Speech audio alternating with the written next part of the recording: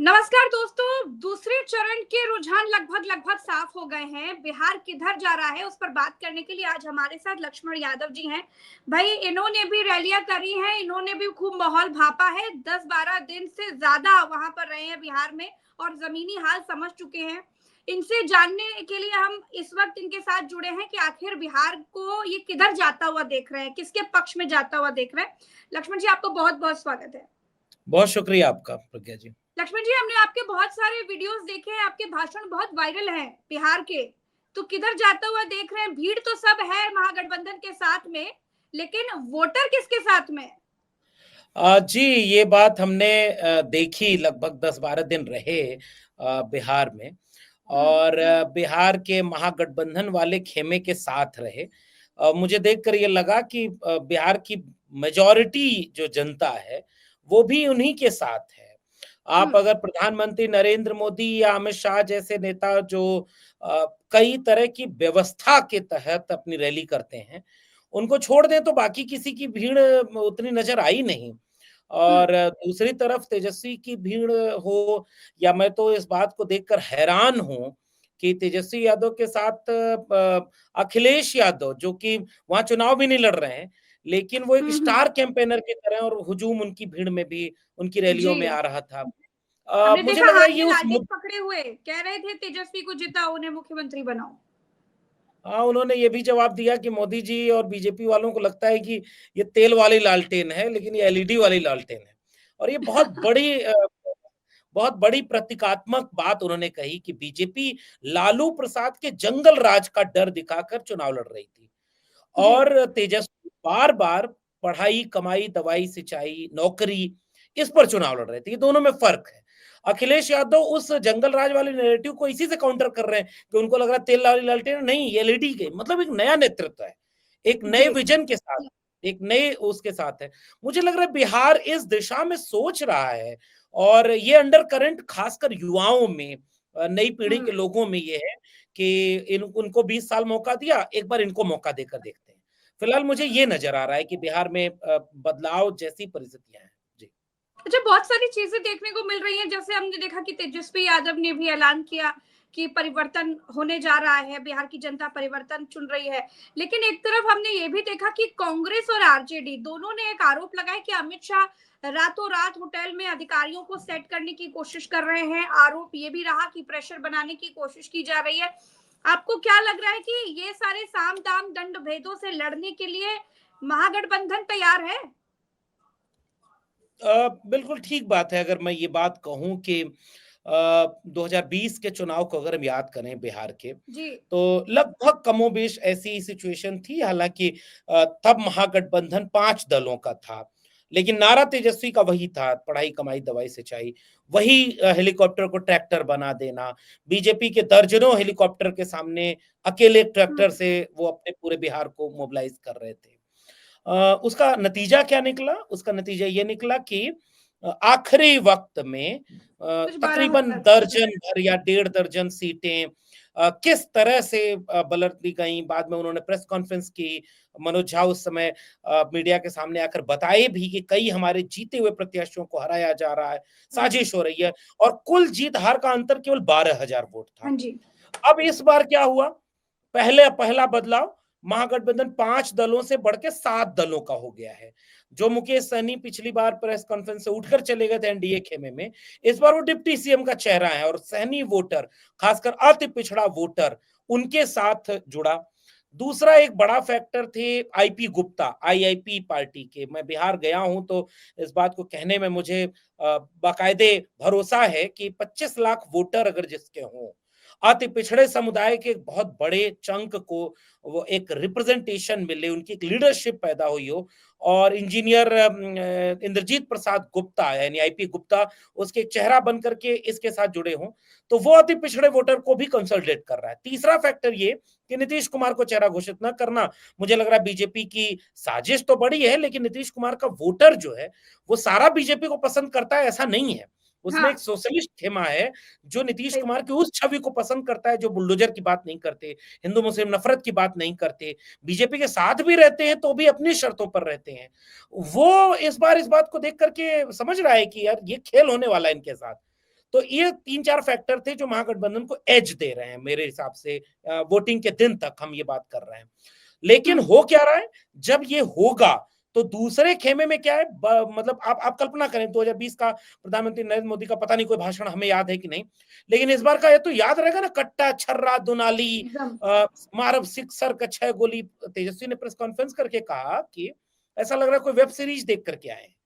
और आप बिहार में जाते हैं तो भाषण सोशल मीडिया पर चल रहा है, ये फैक्ट्री खोलेंगे, ये वंदे भारत चलेगी, ये यूनिवर्सिटी बनेंगे, यहाँ डेवलपमेंट होगा, यूथ सेंट्रिक ओरिएंटेड। बिहार में मतलब छर्रा कट्टा, इसका मतलब बिहार की आइडेंटिटी को रिड्यूस कर रहे हैं। बेसिकली वो उस गुंडे राज को आरजेडी से जोड़ करके निगेटिव कैंपेन कर रहे थे, लेकिन वो चला नहीं। दोनों चरणों को अगर आप गौर से देखें तो दोनों चरण में प्रतिशत वोटों का जिस तरह से उत्साहित है, उससे ये लग रहा है कि ये इतना बदलाव के लिए वोट डाल रहा है। अब आखिरी बात, आपने बिल्कुल ठीक कहा कि भाई जो इशारा किया जा रहा है, अब तेजस्वी यादव ने अपने प्रेस कॉन्फ्रेंस में पहले ही बता दिया, 208 कंपनियां, और उसमें से असम मिजोरम तक से पुलिस कंपनी बुला ली गई, लेकिन पड़ोस के नॉन बीजेपी राज्य झारखंड और बंगाल से नहीं बुलाई। और उसके बाद आपने 68 ऑब्जर्वर बुलाए हैं चुनाव आयोग के लिबास में, वो सारे बीजेपी शासन के। फिर यहां तक तेजस्वी ने आरोप लगाया कि सीएम हाउस से बैठ करके होम मिनिस्ट्री तक डीलिंग हो रही है। तेजस्वी को ये कहना पड़ रहा है कि जो अधिकारी हैं, अगर ईमानदारी से काम करोगे तो जनता सम्मान देगी, अगर बेईमानी किया तो बिहार की जनता माफ नहीं करेगी।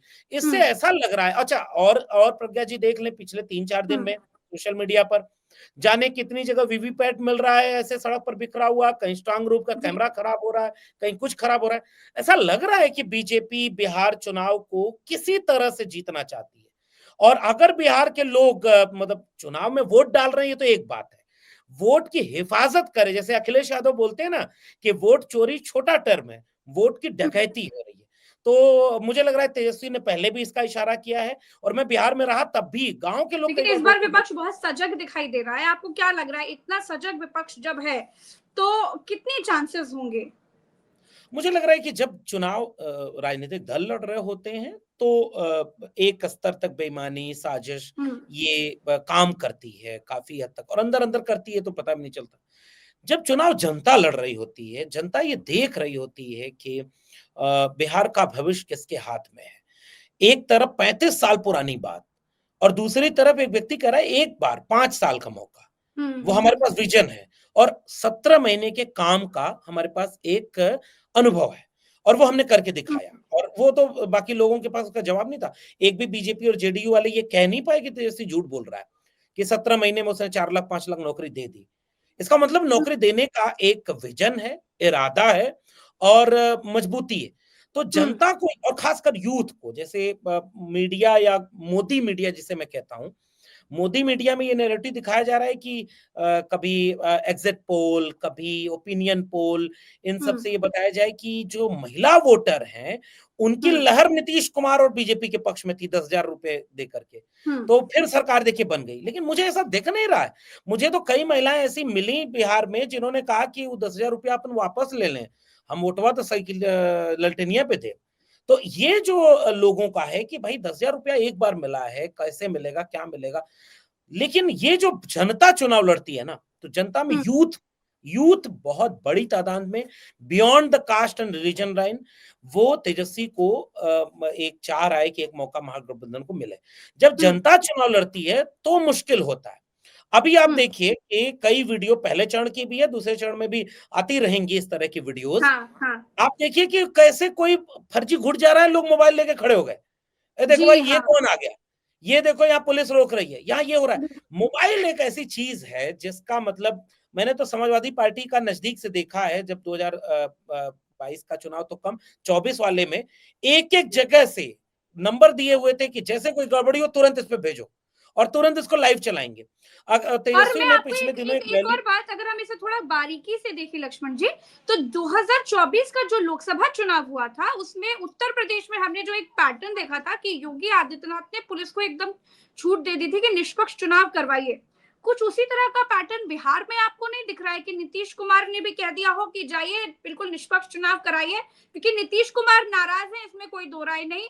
दूसरे चरण के पहले पहले हमने देखा कि नारा लोकेश जो कि नायडू के बेटे हैं, उनको चाचा जी को मनाने यानी नीतीश कुमार को मनाने के लिए भेजा गया है कि आप ज्यादा नाराज मत होइए, समझ जाइए, लेकिन नीतीश कुमार है कि मानने के लिए तैयार नहीं है। तो कहीं नीतीश कुमार ही भाजपा का खेला तो नहीं बिगाड़ रहे हैं, आपको क्या लगता है? असल जी, बिल्कुल ठीक बात है। मैं तो कह रहा हूँ कि वहाँ एक व्यक्ति और बैठे हुए हैं, शायद महेश वर्मा या क्या नाम है, अगर मैं सही बोल रहा हूँ तो, नीतीश कुमार के बड़े चहेते हैं। बाकी नीतीश कुमार के आस-पास अमित शाह ने अपने आदमी बिठा रखे हैं, जिनमें से एक का नाम होगा, 2-3 लोग जो बड़े-बड़े चेहरे जो आपको नीतीश कुमार की पार्टी में जानते हैं। कुछ तो बीजेपी से सीधे आए हुए हैं और कुछ जो है बीजेपी के हो चुके हैं। सबको डर है। नीतीश कुमार भूले नहीं हैं कि हनुमान से क्या करवाया था 2020 के चुनाव में। तो इसी बिहार ने ये भी देखा और मैं तो उन जगहों पर गया हूँ। वहाँ देखने में ये मिला है कि नीतीश कुमार के वोटर देखिए बड़े खुददार वोटर हैं। नीतीश जी, ये कुमार की बात कई तो बार सही। हम लोग बड़ी तारीफ करते हैं। वो सोशलिस्ट नर्सरी से निकले एक समाजवादी नेता हैं। उनकी बस दिक्कत ये थी कि कुर्सी की लालच में बार-बार पलटी मारते रहे, लेकिन उनका मिजाज बीजेपी से मेल नहीं खाता है। वो बीजेपी वालों को उनका वोटर भी उसी तरह बहुत ज़्यादा पसंद नहीं करता। उसमें एक धड़ा ऐसा है जो बीजेपी के साथ है, लेकिन बाकी नीतीश कुमार को अपना नेता मानता है। वो इसलिए जब उसे ये समझ में आ रहा था, तो वो भूला नहीं था कि 2020 के चुनाव में जहाँ-जहाँ हेलीकॉप्टर था उसका पंखा निकालना है। तो इस बार उसने नट बोल्ट थोड़ा ढीला किया है। एक तो ये मैं जितना समझ पा रहा हूँ। तो हेलीकॉप्टर चिराग पासवान का, तो कितना चिराग अभी बुझेगा, नैरेटिव कितना चल रहा जलेगा? है कि जहां दिखे भाजपा लोजपा वहां तीर ही लालटेन है। तीर ही लालटेन है, यही सबसे मत और ये हुआ है मतलब ये कोई ऑफिशियल नीतीश कुमार की तरफ से इंस्ट्रक्शन हो ना हो, जनता ये समझ रही है कि ये हमारा आदमी नहीं है, ये लोग हमारे नहीं है। इससे बढ़िया तो लालटेन में चली जाएगी। ये एक खेल होगा। खेल नंबर 2 कि पुलिस को नीतीश कुमार या सीएम हाउस ये निर्देश वाक़ई दे चुका है कि फेयर इलेक्शन कराओ, बहुत ज़्यादा बेईमानी कराने की ज़रूरत नहीं। इसलिए बीच में कोशिश की जा रही है कि डिप्टी सीएम सम्राट चौधरी को पुलिस की कमान दे दी जाए और बीजेपी के इशारे पर गड़बड़ियां कराई जाए। लेकिन मुझे ऐसा लग रहा है कि ब्यूरोक्रेसी में इस बात को लेकर के एक राय नहीं है। ब्यूरोक्रेसी का मेजॉरिटी हिस्सा नीतीश कुमार के साथ है। वो बीजेपी को उस तरह से उसके भरोसे में नहीं है। अगर ऐसा हुआ और नीतीश कुमार की थोड़ी भी चली, तो फेयर प्रोसेस होगा और जैसे फेयर प्रोसेस होगा, फिर तो सारी चाबी नीतीश कुमार के या उनके भतीजे के हाथ में होगी। बीजेपी लेकिन कोशिश ज़रूर करे, जैसे मिसाल के तौर पर 68 ऑब्जर्वर जो भेजे गए हैं, उनका दखल बहुत ज़्यादा है। अब वीवीपैट के नाम पर आप एआरओ को सस्पेंड कर रहे हैं ना, लेकिन नीतीश कुमार के साथ ये भी है कि नीतीश कुमार इतने भी कच्चे खिलाड़ी राजनीति के नहीं हैं और तेजस्वी यादव ने यूं ही पूरे कैंपेन में नीतीश कुमार के खिलाफ एक भी शब्द नहीं बोला। ये यूं ही तो होगा नहीं, जबकि 2020 के चुनाव में नीतीश कुमार पर दो दो ज्यादा चीजों पर गौर एग्रेसिव। करने वाला है लक्ष्मण जी। पहला कि तेजस्वी यादव ने नीतीश पर हमला नहीं बोला डायरेक्टली, और दूसरा कि नीतीश कुमार ने शुरुआती दौर को अगर छोड़ दिया जाए तो नरेंद्र मोदी के साथ मंच शेयर नहीं किया। नहीं किया और रोड शो में शो ही नहीं हुए, वो तो गायब जी हो गए। हाँ। हम्म। बहुत तरह की चीजें मतलब इवन मैं अगर अंदरूनी सुगबुगाहट को कहूं तो बीजेपी के कैंपेन स्टाइल से भी नीतीश कुमार खुश नहीं थे। नीतीश कुमार को ये बिल्कुल अच्छा नहीं लग रहा था जब आप 20 साल के नीतीश कुमार के शासन के बाद कट्टा छर्रा दुनाली कर रहे हो, तो इसका मतलब आप नीतीश कुमार के खिलाफ प्रचार कर रहे हो। और ये बात मोदी बोल रहे हैं, भागलपुर का दंगा ना हो जाए, शहाबुद्दीन, मरे हुए व्यक्ति के नाम पर वोट, अमित शाह, जेपी नड्डा, ये सब इनडायरेक्टली नीतीश कुमार के ऊपर जा रहा था। नीतीश कुमार जब तक राजनीति में सक्रिय थे, 15 के चुनाव को छोड़ दें, 15 में तो लालू नीतीश एक साथ थे, 20 के चुनाव का कैंपेन देख लें, 10 के देख लें, हिंदू मुसलमान के नाम पर वहां नहीं चला कुछ भी। और अब की आप योगी आदित्यनाथ को भेज करके बुलडोजर, फिर ये मंदिर बनवा दिया मंदिर के नाम पर, और फिर बचा खुचा आपका जेपी नड्डा क्या भाषा बोल रहे हैं, फिर उसके बाद हेमंता बिस्व शर्मा जैसे लग रहा है गाली दे रहे हो। ये नीतीश कुमार को भी नहीं पसंद है और नीतीश कुमार के वोट, मैं बार बार नीतीश कुमार के वोटर को कंसंट्रेट कर रहा हूं क्योंकि वो बहुत बड़ा बहुत उसमें अति पिछड़ा है, उसमें महिलाएं हैं, उसमें दलित है और नीतीश कुमार ने उनके लिए बहुत कुछ अच्छा किया है। यूं ही नहीं, नीतीश कुमार का चेहरा आज भी बीजेपी की जरूरत है। इसलिए बिल्कुल नीतीश कुमार को कतई पसंद नहीं है कि बीजेपी ने पहले तो साजिश की, सीटें गड़बड़वाई, फिर नीतीश कुमार एक्टिव हुए, खलबली मच गई। और उसके बाद चिराग पासवान को समझौता करना पड़ा। इसलिए बहुत साजिश काम करेगी बीजेपी की, मुझे इस बात में संदेह है। अगर नीतीश कुमार थोड़े भी निर्णय लेने की स्थिति में हुए तो ये दोनों काम करेगा। भतीजे ने एक बार भी इस बार चाचा को थका भी नहीं बोला। उन्होंने ये बोला, मैंने तो बहुत करीब से तेजस्वी को कैंपेन करते हुए देखा। तेजस्वी अच्छा, आ करके एक चीज ये समझने के लिए जरूरी है कि ये जो दूसरा चरण है, देखिए शहरी चुनाव हो चुके हैं, अब जो ज्यादातर सीटें हैं वो ग्रामीण इलाकों की है। उसमें जो महत्वपूर्ण है सबसे ज्यादा, उसमें अगर हम बात करें सीमांचल इलाकों की, जहां पर मुस्लिम मतदाता ज्यादा है। आपको क्या लगता है, क्योंकि पिछली बार यही एक ऐसा चरण था जिसने महागठबंधन को डेंट दिया था, इस बार आप इसको किस तरीके से देख रहे हैं, किसके पक्ष में जाता हुआ? अभी भी जैसे बीजेपी ने वो सारी बिसात तो बिछाई रखी थी।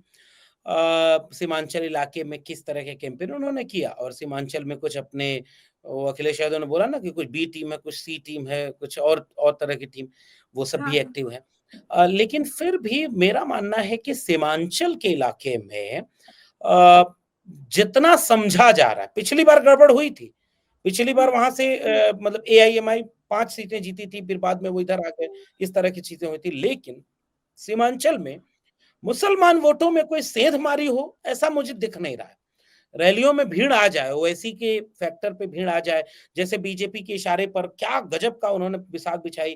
पहले चले गए तेजस्वी के घर के सामने ढोल बजा करके, हमें 6 सीटें दो, गठबंधन में लो। अब ऐसे कोई गठबंधन होता है? लेकिन किसके कहने पे आप गए? और उसके बाद जब डिप्टी सीएम का ऐलान हुआ तब ये प्रचार कराया गया कि मुसलमान नहीं है, ताकि मुसलमान घोषित हो जाए तो बीजेपी प्रचार कराए कि देखो शहाबुद्दीन वाले आ गए। ये बीजेपी तो यही चाहती थी, और नहीं घोषित किया, डिप्लोमेटिक तरीके से कहा कि 2 सीटें अभी बची हैं, हमारे पास दलित भी है और मुसलमान भी है। तो हिंदू मुसलमान ये चुनाव कहीं से नहीं हुआ, ये एक बड़ी फैक्टर है। ये चुनाव अगर हिंदू मुसलमान नहीं हुआ तो पूरे सीमांचल के इलाके में इसका रुझान महागठबंधन के पक्ष में जाएगा, ये मेरा आकलन है। अगर की तो बात ही नहीं है, हिंदू मुसलमान तो नहीं हुआ, क्योंकि हमें एक चीज समझनी पड़ेगी, क्योंकि जहां जहां हिंदू मुसलमान नहीं हुआ वहां वहां भाजपा मजबूत नहीं हुई, ये एक फैक्टर है। और दूसरा कि पहले चरण का हमने जिस तरीके का वोटिंग प्रतिशत देखा, दूसरे चरण में भी जिस तरीके का देख रहे हैं वो बढ़ ही रहा है लगातार। तो ये आज ओम प्रकाश राजभर ने भी कह दिया कि जब जब वोटिंग प्रतिशत बढ़ा है तब तब महागठबंधन जीता है, आरजेडी जीता है। तो आप इसको किस तरीके से देख रहे हैं? बिल्कुल, मैं इस बात से बिल्कुल सहमत हूं कि बिहार का 2025 का चुनाव कहीं से भी हिंदू मुस्लिम नहीं हुआ, और जैसे हिंदू मुस्लिम नहीं हुआ तो इसका मतलब बिहार न जंगल राज के डर पर वोट दे रहा है, और न जो है कट्टा छर्रा दुनाली से उसको कोई मतलब है।